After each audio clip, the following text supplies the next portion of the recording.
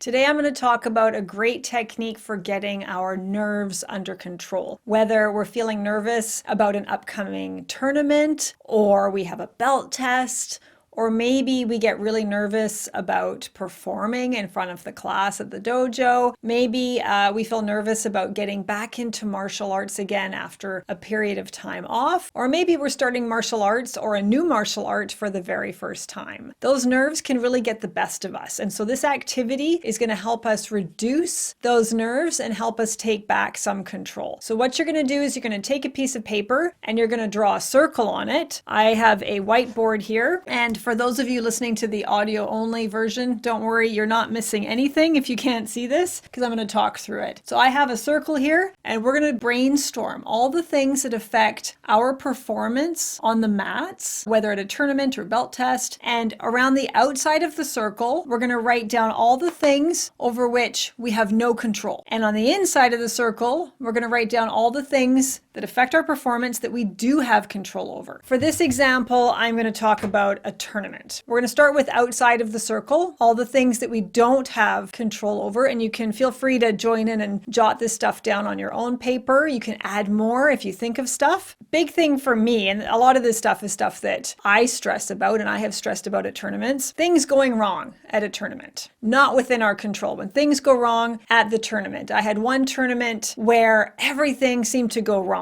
We used Google Maps to find the event. It was a college campus, but there were two campuses in town. We didn't know that. We went to the wrong one. We were late for the tournament. Like everything was already starting. I had to change into my uniform in the car on the drive. I was in the back seat. Luckily, I already had my sports bra on. I didn't have to change and totally get naked in the car, but everything was going wrong. So we end up late. My first division was starting right then and there. All the divisions were really close together.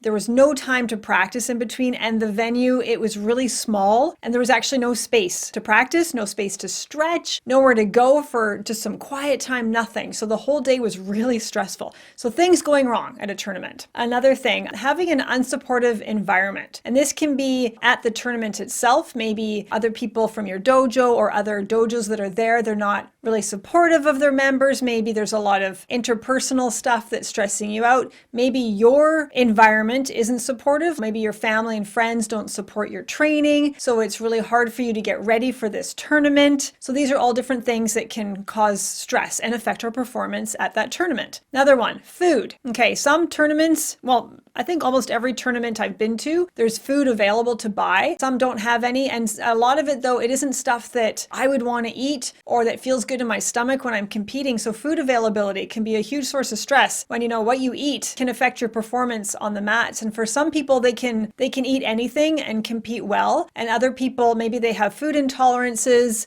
Maybe they have, that anxiety gives them a funny stomach. And so the food choices at that tournament might not be appropriate for them. Or maybe you're on a road trip going to a tournament and, there's not a lot of choice for restaurants to go to. So all those different things are out of our control. Okay, negativity around you. You can't control that. If the people you're with are really negative people or really stressed out, that affects your performance. So I was at one tournament, the whole weekend I was stressed out, really, really stressed out. And I couldn't figure out why until I got back to town. And then I realized that the one person on my tournament team that I was spending time with all weekend was a really stressful person to be around and was really anxious, was overthinking a lot of things and stressing about a lot of things. And I had gotten to a point in my competition career that I was really comfortable competing and I didn't have that anxiety anymore. I would get a little bit nervous, but not overwhelmed like that. And spending that much time with this person who was really, really anxious, it threw me off for the whole weekend. So being around negative people, being around stressed out people, that can increase our anxiety too and make us feel a little off kilter at a tournament. Toxic people at the tournament. Another thing, this is who you're competing against. I've been at tournaments where one of the opponents was shit talking everybody and some people, they play this little game where they try and psych people out, to feel in control. They want to intimidate you. Personally, I hate that. I think it's garbage. I'm always very friendly with with people at a tournament. I'd much rather distract myself with pleasant conversation until we're competing. Once we're in the ring with each other, I'm not holding back. I'm going to get in there and try and win. But ringside, I like having enjoyable conversations with people, but some people can be really toxic. So that can affect your performance on the mat. Stress in your life. Maybe it's family stress. Maybe it's work stress. Maybe, you're a parent and you're feeling torn by your parenting obligations, but your desire to compete at this tournament, right? Maybe you don't have a lot of time to practice because you're with your kids. Maybe your kids are at the tournament. I always found it stressful when my kids were in karate too, where we would all compete at a tournament and I couldn't focus on me and getting myself ready and focused because I was helping them get ready. So you might have that stress too, and that can increase your anxiety. Distractions at the event itself. Okay, there might be kids screaming. There might be people taking your picture right in the middle of you performing. I had that once where my extended family was at the tournament and they were sitting right at eye level and I just started performing my kata and I just looked just slightly above the head judge's head and there was my family taking my photo and pointing and gesturing at me, and it was so distracting and it threw me off. And I lost that division. So that can be really distracting and affect your performance. A lot of noise or talking around you can be really distracting. People walking across a ring while the tournament is happening. Some people are oblivious. You might have someone walk across the corner of a ring. This happens, okay? It's very, very distracting. Another thing, judges. You have no control over who's judging your division. You have no control over that, over who they are. It could be your own sensei. I've had that before. You have no control over how much experience they have. Some people have a lot of experience judging. Some don't. There is bias that happens. Sometimes, the judging might seem unfair. We don't have control over that as a competitor. No control over how our division is judged. Judging is very, very difficult and it is easy to miss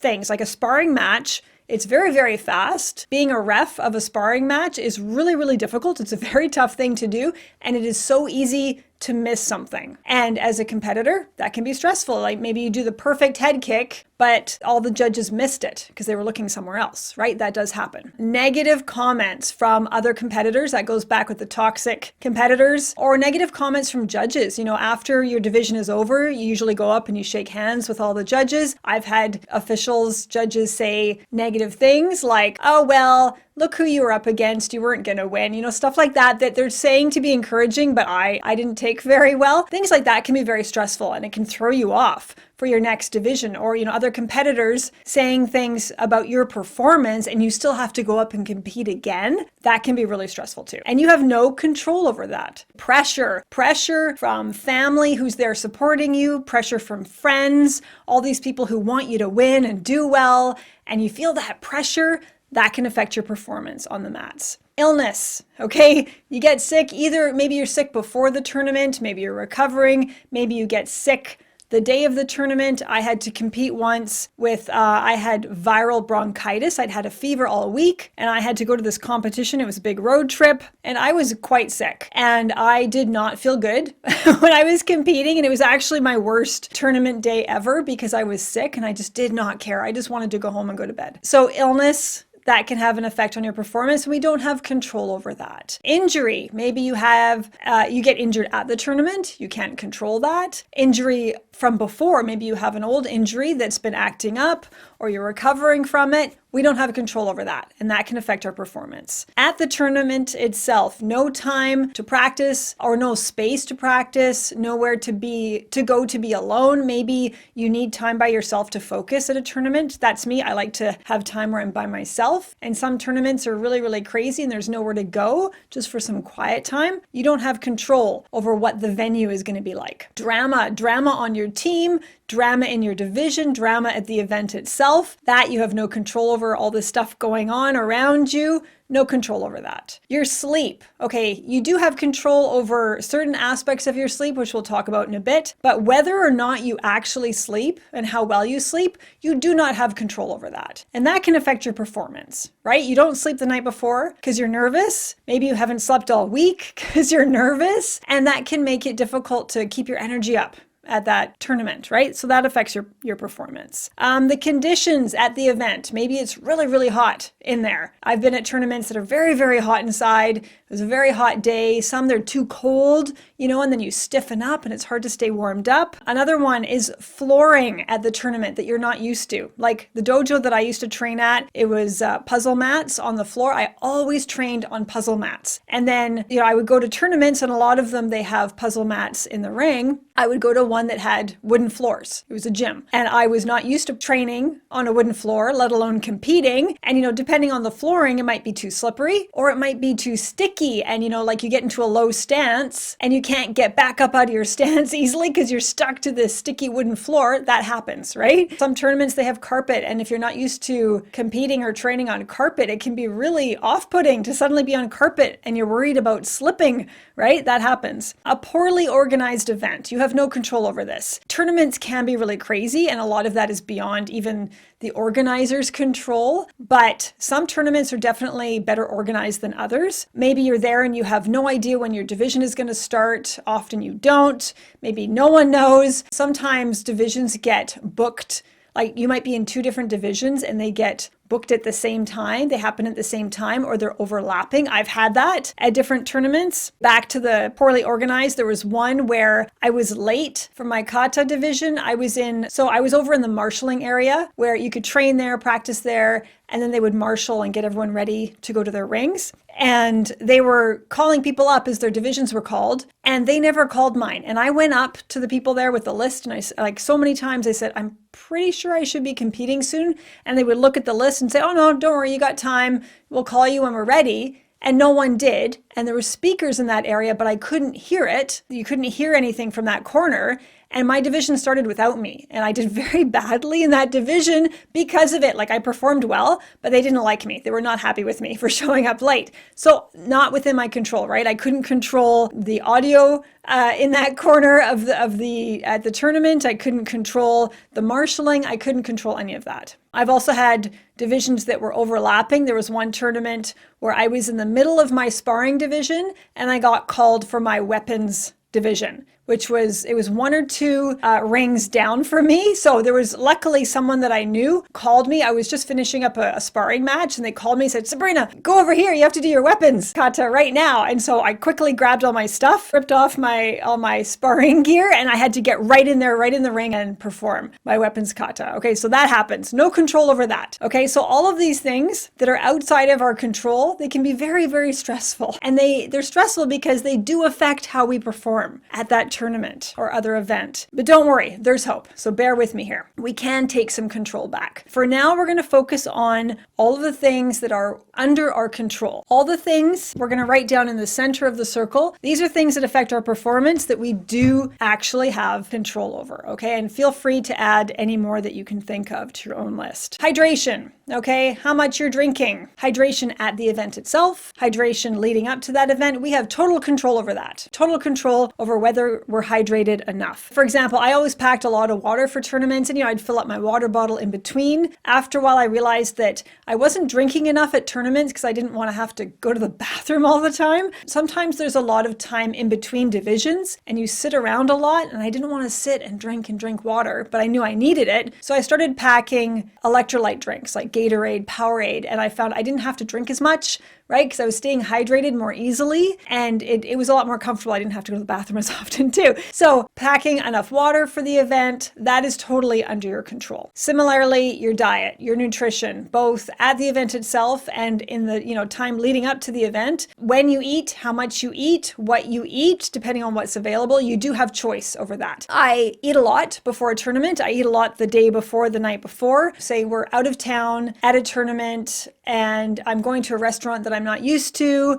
I get a meal that I think is going to fill me up and it's pretty healthy. I eat a lot at dinner. I bring the rest back to my hotel room. And if I have time and I'm still hungry, I eat more before I go to bed, because in the morning, I know that I'm going to be nervous. I'm not going to want to eat a huge breakfast, but I need that carbohydrate, right? I need all the carbs so that I can compete without gassing out. I was at a tournament once where we sparred in the morning. Almost every almost every tournament I've ever done, the sparring has been in the afternoon at the end of the day, sometimes way at the end of the day. And I'm usually okay. I've had enough to eat by then that I don't hit the wall when I'm sparring, that I don't, lose all my steam. But this one, we sparred in the morning. I had eaten lots the day before, eaten a good breakfast, but I hit the wall right in the middle of my final sparring match. I just lost like all my energy and I got the shakes really bad, like exercise-induced hypoglycemia. I couldn't focus, couldn't concentrate on the match. I just wanted to eat. That's all I could think about. So what I started doing after that is packing sugary snacks in my gear bag for tournaments, just in case the sparring happened in the morning. I could have a quick hit of glucose. So I'd pack gummies, candy, that kind of stuff, so that I wouldn't run out of energy when I was sparring. I'm losing my voice. Sorry, I'm sick. It's not COVID though, thank goodness, but I am sick. So sorry about that. Another thing, sleep. So we can't control how much we sleep or how well we sleep, but we do have control over our bedtime routine, our bedtime. For the most part, what time you get up in the morning, you set alarms, winding down before bed, whether you are on your phone or looking at other screens before bed. We've learned that,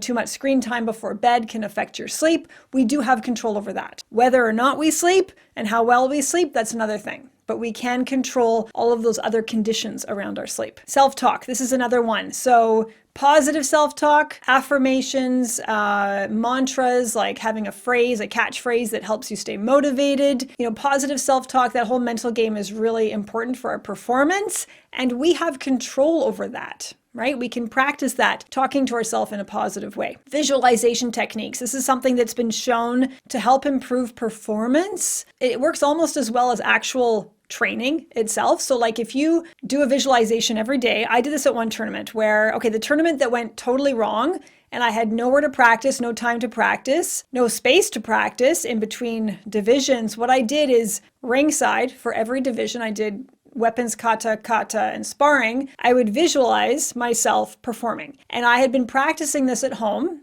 on a regular basis where I would visualize myself in real time going through a kata or doing a sparring match. Imagine myself doing it perfectly again and again. And because I had done that, it was like I was practicing, right? And so then I would show up at that tournament where I had nowhere to practice, no time to practice, and I would run through that visualization in my head, and it would help me feel more confident, more focused, and way less nervous. So that's something that you do have control over. Breath work, breathing in a way that can calm you down, that is something you have control over. Other stress management techniques like meditation, that can affect your performance on the mat if you're meditating regularly or engaging in other mindfulness-based activities. You can't control whether or not you're feeling stressed out, but you can control how you manage it, right? Things that you can do to try and reduce that stress. Your rest and your recovery up to the event, like are you training really hard all week? You've been sparring hard all week and you haven't taken a day off or you haven't taken any time to recover, and then you show up at that tournament and you're exhausted and bruised and you have torn toenails, or have you given yourself time to rest, like the day or two before the tournament, take a break, do some stretching, that affects your performance at the tournament, and it's totally within your control, whether you've given yourself ample time for rest and recovery. Stretching, flexibility, that is under your control too. Whether or not not how flexible you are, that's not totally within your control. Some of that, we have physical limitations with that. Maybe we've had injuries and we can't stretch as well as we'd like, but how much you're stretching and, stretching on a regular basis, that affects your performance at the event. If you give yourself time to stretch, that can help you perform better too. So that is within your control. Your training, how much you practice, how frequently you practice, how long you practice, how hard you're working to get prepared for that tournament. That absolutely is under your control, and it absolutely affects your performance on the day of the tournament. Any supplemental exercise you do, like strength training or other cardio to stay fit, that affects your performance, and it is within your control to do those things. Another thing is being prepared for the event. That is within your control. So what I started doing a long time ago, because I would get stressed out about all the things that I would forget to pack or forget to bring for the tournament, I had a packing list. I had a list for the whole week before the tournament and up to the tournament itself of all the things I needed to do. And it might be, if it was a road trip, it might be, printing off directions, directions to the event, making sure I knew where to go, packing all of my stuff, packing my uniform, making sure my uniform is clean and ironed or whatever, packing appropriate underwear for competing, like a sports bra, etc., packing a first aid kit. Always bring a first aid kit. Always bring Tylenol and or Advil. I always do that now for tournaments because you never know when you have a headache or you're sick or you injure yourself. Sports tape. Sports tape is a godsend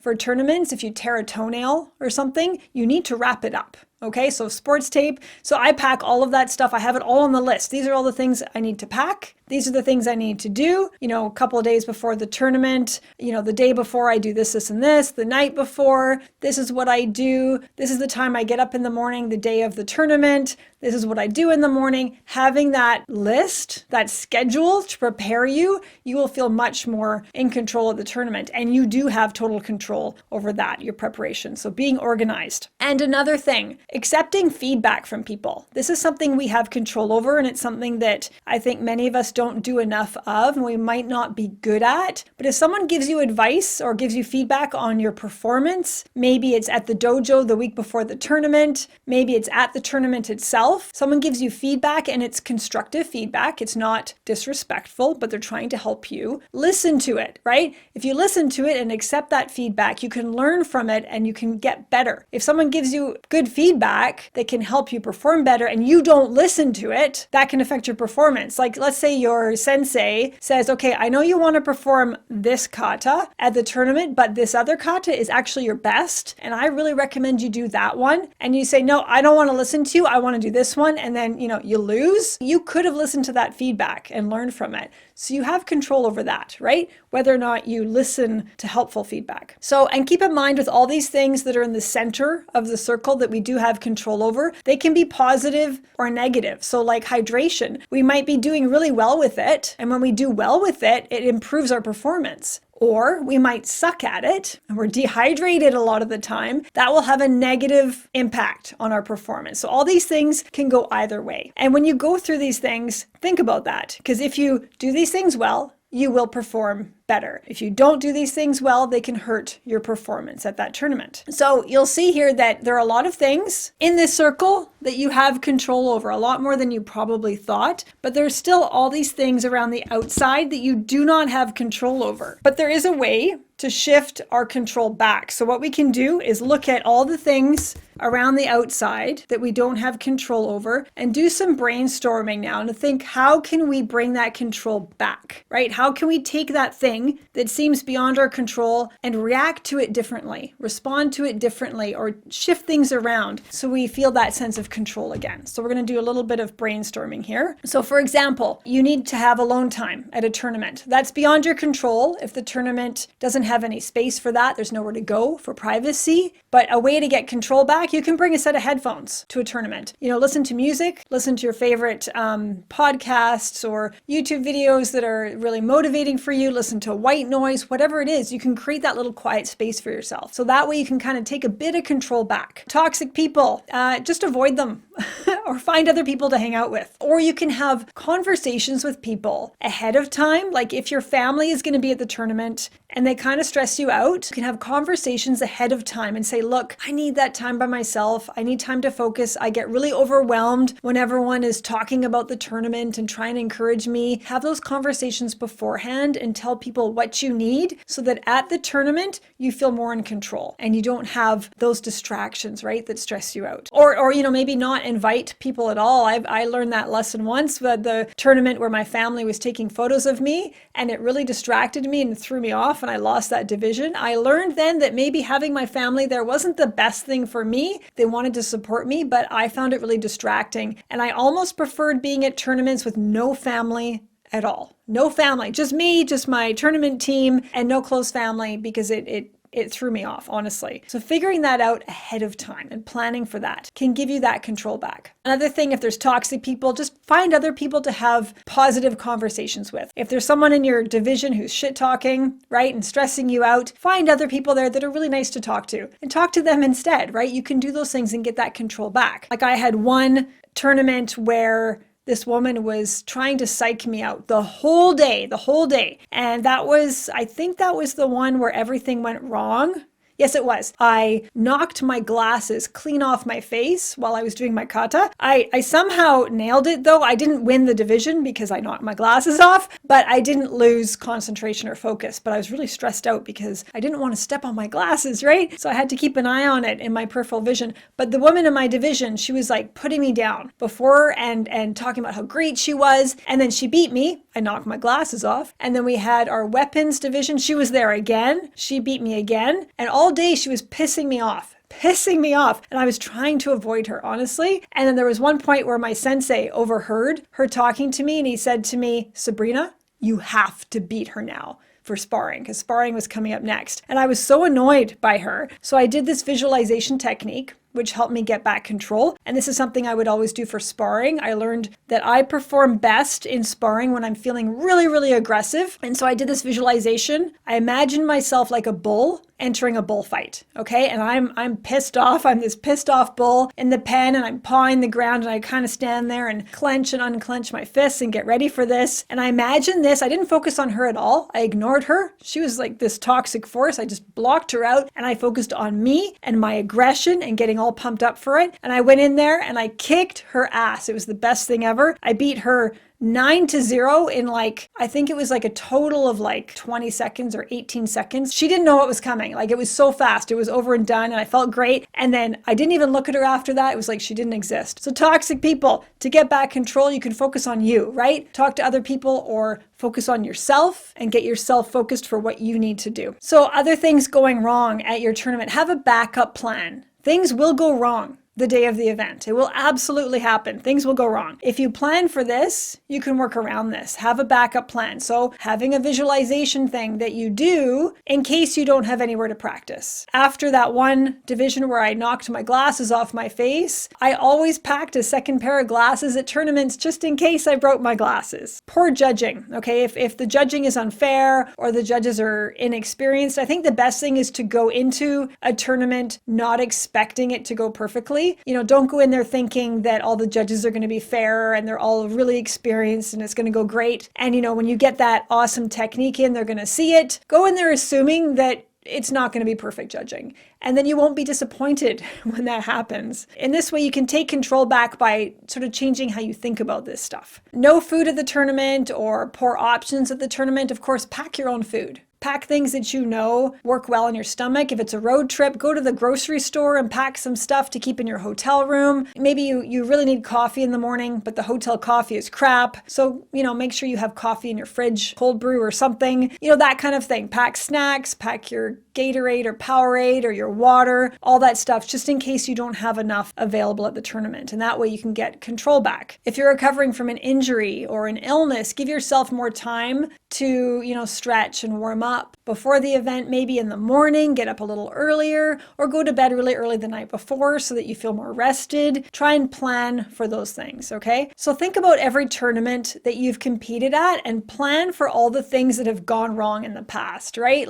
Use that knowledge to your advantage. And if you haven't competed before, talk to other people. Martial artists love telling their stories. If you go up to a martial artist and say, tell me about, the competitions you've been at, the belt tests, disasters that have happened at tournaments and how you handled it, they will love to share those stories with you. They love to share that stuff. And you can learn so much that you can use to help you, right? And ask them, what went wrong? What did you do differently next time? And use that and plan for that yourself. That can give you, if you can't imagine things going wrong yourself, getting all of those experiences from other people, hearing about that, you now have things that you can do. Things you can plan for that could happen. And that way you can get some control back. So now you have a starting point. You can figure out little ways to take back control from the things that you don't have control over and add it to that big pile in the center of the circle over which you do have control over. And once you've done that, what you can do is look at all the things in the center of the circle that you have control over, and you can rate them. You can assess them. Rate them on a scale of 1 to 10. 10 is you are rocking it. You're doing awesome at it. Like maybe it's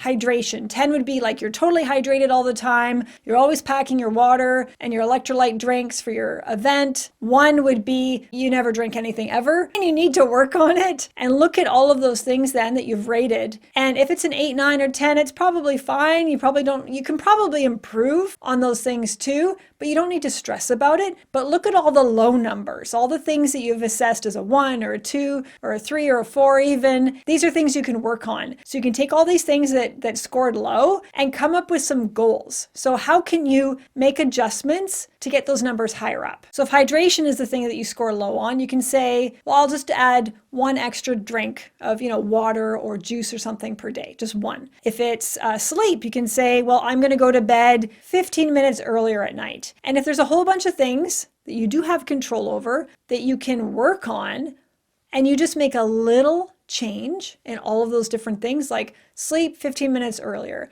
drink 1 extra drink a day, eat an extra serving of protein a day, do a visualization technique for a couple of minutes a day. All of those little things will add up and make a big impact on your performance at that upcoming event. And anytime you find yourself stressing out about things that are beyond your control, like the judging at the event or the possibility of injury, bring your focus back to all the things in the center of that circle, the things that you do have control over. Try to stop focusing on all those things over which you have no control and start zeroing in on all the things that you can control. And what I have control over right now is going and drinking a whole bunch of water because my voice is almost gone. Thanks for listening.